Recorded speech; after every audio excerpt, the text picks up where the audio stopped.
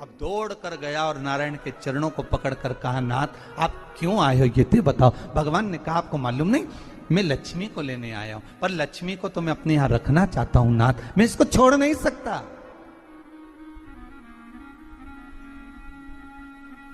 मैं लक्ष्मी जी को छोड़ नहीं सकता, मैं इनको लेकर जाऊं। किसान रोने लगा। तब भगवान नारायण ने धनतेरस की पूजन का महत्व समझाया। तब भगवान ने धनतेरस की पूजन का महत्व समझाया। सुनो किसान, मृत्यु लोक में रहने वाला मानव अगर धनवंतरी की पूजन करता है, धनतेरस के दिन कार्तिक महीने में पड़ने वाली सुंदर त्रयोदशी तिथि को जो धनवंतरी की पूजन करेगा, उसके घर से लक्ष्मी कभी बाहर नहीं जाएगी। नारायण जैसे बोले तो किसान तुरंत प्रसन्न हो गया। प्रभु प्रभु आप मुझे वो उपाय, आप मुझे वो पूजा का प्रयोग, आप मुझे वो महत्व उस धनवंतरी पूजन का, उस धनतेरस की पूजन का बता दीजिए, जिससे मेरा कल्याण हो जाए, जिससे मेरा उद्धार हो। भगवान विष्णु बोले, किसान सुनो, ये धनवंतरी मेरा ही एक अंश होता है। जैसे मेरे हाथ में शंख चक्र गदा पद्म सब धारण करा हुआ हूं, उसी तरह धनवंतरी का स्वरूप का यदि आप दर्शन करेंगे, आप धनवंतरी के चित्र का अगर दर्शन करेंगे, तो एक हाथ में उनके भी चक्र है, एक हाथ में उनके शंख है, एक हाथ में उनके औषधि है, एक हाथ में उन्हें अमृत का कलश है, और भगवान स्वयं नारायण का अंश प्रकट हो रहा है। बोल धनवंतरी भगवान की, धनवंतरी भगवान की।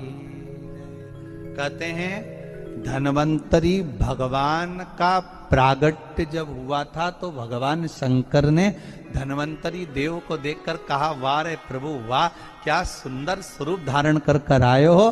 प्रभु जब मेरे लिए विष लेकर आए थे तब एक आनंद दूसरा था, पर आज अमृत लेकर आए हो, उसका आनंद दूसरा है। बहुत अलग अलग बातें महाराज जी। शिव महापुराण की कथा कहती है, दो तरह की वाणी होती है, एक में आपने क्रोध कर दिया, अपशब्द कह दिया, ताना दे दिया, गालियां दे दी, और एक शब्द अमृत का मीठा बोल दिए, प्रेम की वाणी बोल दी, उसका एक आनंद दूसरा है, उसका एक संबोधन दूसरा है। एक विष लेकर आ रहा है, एक अमृत लेकर आ रहा है। शिव जी कहते हैं जो अमृत लेकर आ रहा है उसका आनंद ही दूसरा है, उसके चेहरे की चमक ही दूसरी है। भगवान विष्णु कहते हैं, सुनो किसान, मैं आपको धनवंतरी पूजन का विधान बताता हूं। भगवान कहते हैं, किसान सुंदर कृष्ण पक्ष की त्रयोदशी को कार्तिक के महीने में धनवंतरी देव का पूजन, धनतेरस का पूजन माना जाता है। सुनो किसान, एक सुंदर भूमि पर देसी गाय का गोबर से लीपन कर कर, अगर गाय का गोबर ना मिले, सुंदर जल से लीपन कर कर, वहां एक सुंदर चौक को पूर कर, आप सभी को ज्ञात होगा कि चौक पूरने में रंगोली का प्रयोग नहीं होता। आप लोगों को मालूम होगा, चौक पूरने में आटा और हल्दी का प्रयोग होता है। काय का प्रयोग होता है? आटे और हल्दी का प्रयोग।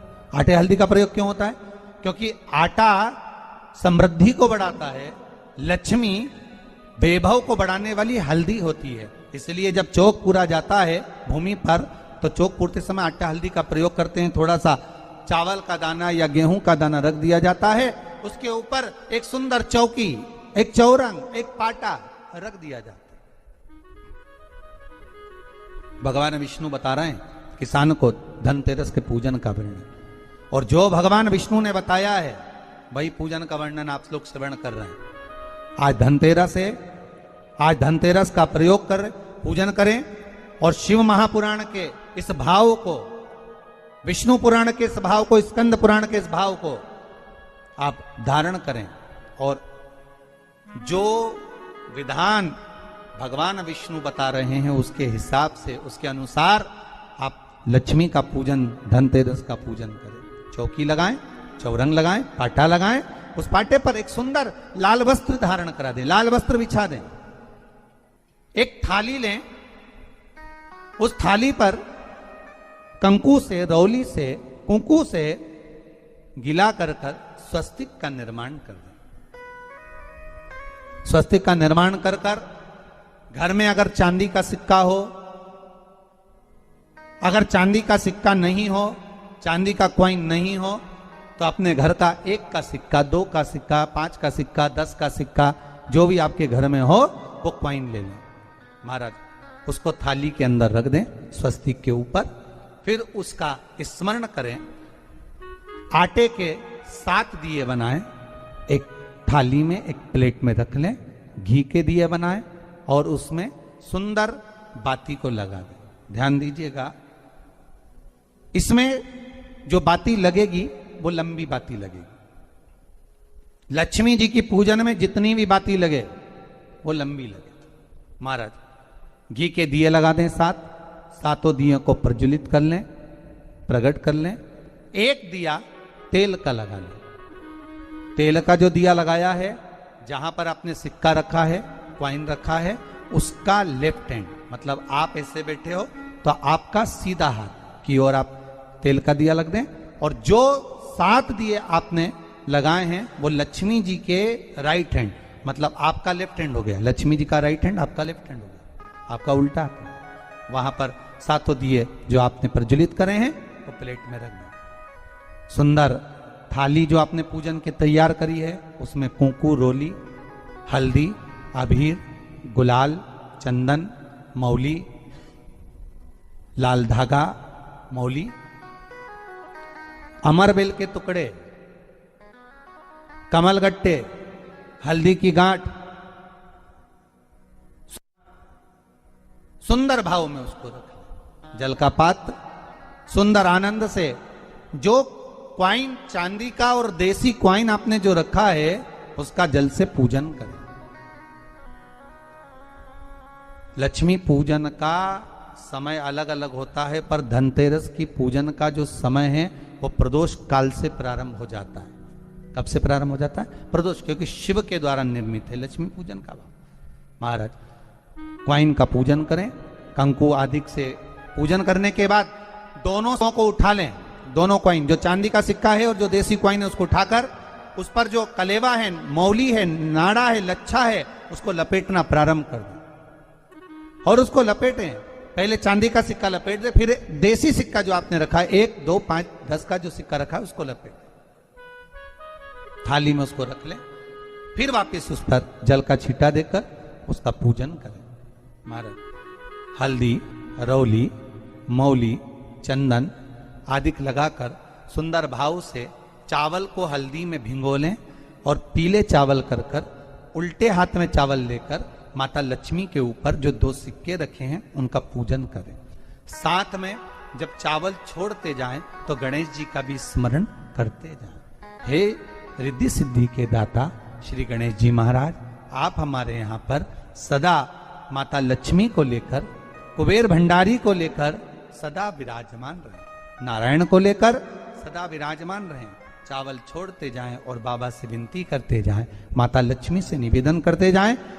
भगवान शिव का स्मरण करें, भगवान नारायण का स्मरण करें, माता लक्ष्मी का स्मरण करें, रिद्धि सिद्धि के दाता भगवान श्री गणेश जी महाराज का स्मरण करें, छोड़ते जाएं। जब चावल पूर्ण छोड़ दे में पूजन पूरी तरह से हो जाए, तब महाराज 7 सुंदर आनंद से अमरबेल के टुकड़े, अमरबेल वृक्ष पर एक पीले कलर की बेल चलती है, पीली, उसमें पत्ते नहीं होते, वो किसी भी वृक्ष पर डली रहती, वो अमरबेल कहलाती।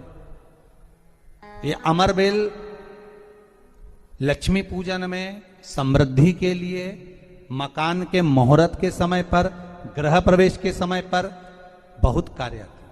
महाराज ये अमरबेल को पानी की जरूरत भी नहीं पड़ती, आप रूप किसी वृक्ष पर डाल दी जाए वो अपने आप फलती चली जाती है। उसी तरह हमारे यहां भी हम भगवान से यही प्रार्थना करते हैं, जैसे अमरबेल बिना पानी पड़े भी किसी भी वृक्ष पर डाल दी जाए पनपती जाती है, बढ़ती चली जाती है, ऐसे हमारे घर में वैभव लक्ष्मी बढ़ती जाए।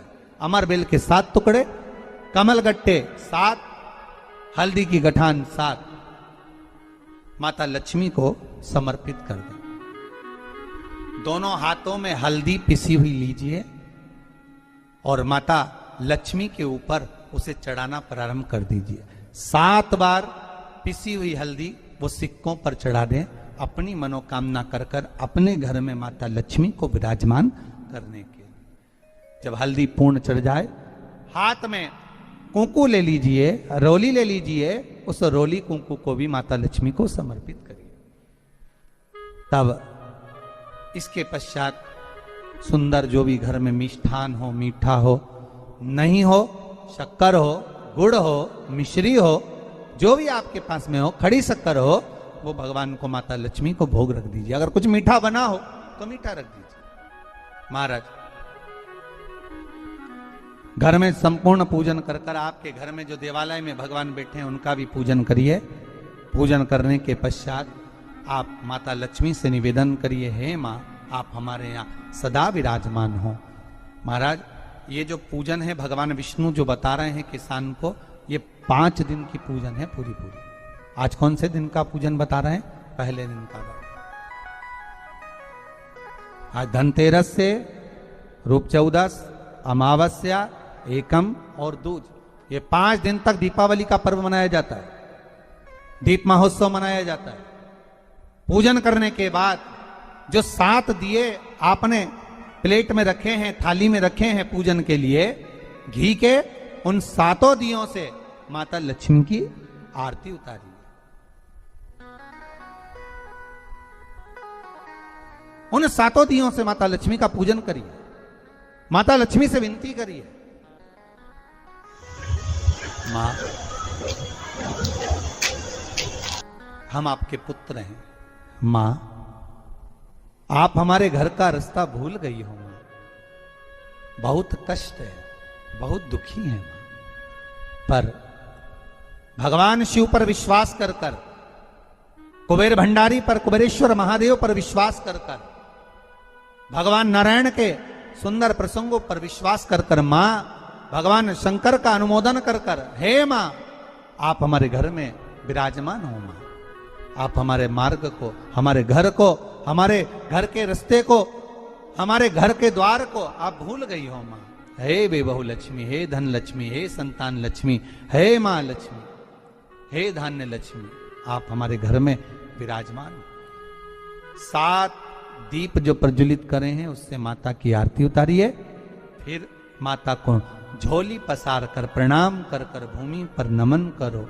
जब झोली पसार कर प्रणाम करें, झोली को अपनी ओर गिरा लें और माता को नमन कर कर जो 7 दिए आपने लगाए हैं, उन 7 दिए को अलग अलग स्थान पर ले जाकर, जैसे घर के हॉल में, एक रसोई घर में, एक जहां पर आप लक्ष्मी रखते हो उस स्थान पर, एक घर के द्वार के पास में, एक तुलसी के क्यारे के पास में,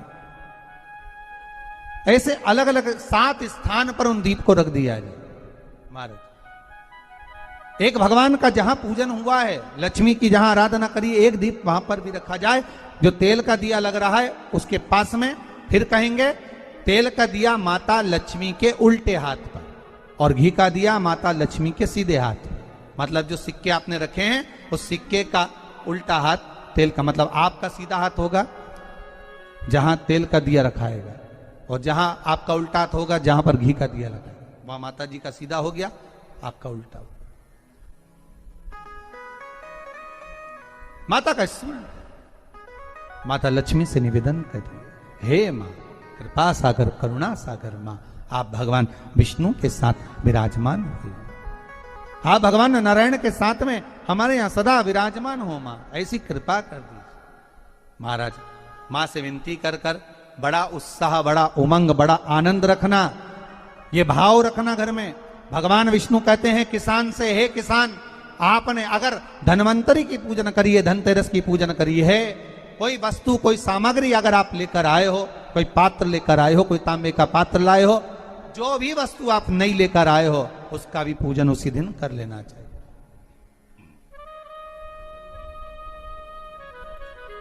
उसका भी पूजन कर लेना चाहिए। बड़ा भाव रखकर भगवान विष्णु ने किसान को बताया। बड़ा भाव। किसान सुनकर बड़ा प्रसन्न हुआ। नारायण प्रभु, क्या मां फिर मेरे घर में रहेगी? भगवान कहते हैं, सुनो किसान, ये लक्ष्मी अगर आप धनवंतरी का पूजन करते हो, धनतेरस का पूजन सुंदर कार्तिक के महीने की कृष्ण पक्ष की त्रयोदशी को अगर आप कर रहे हो, तो ये लक्ष्मी भले मेरे साथ बैकुंठ में जाकर रहे, पर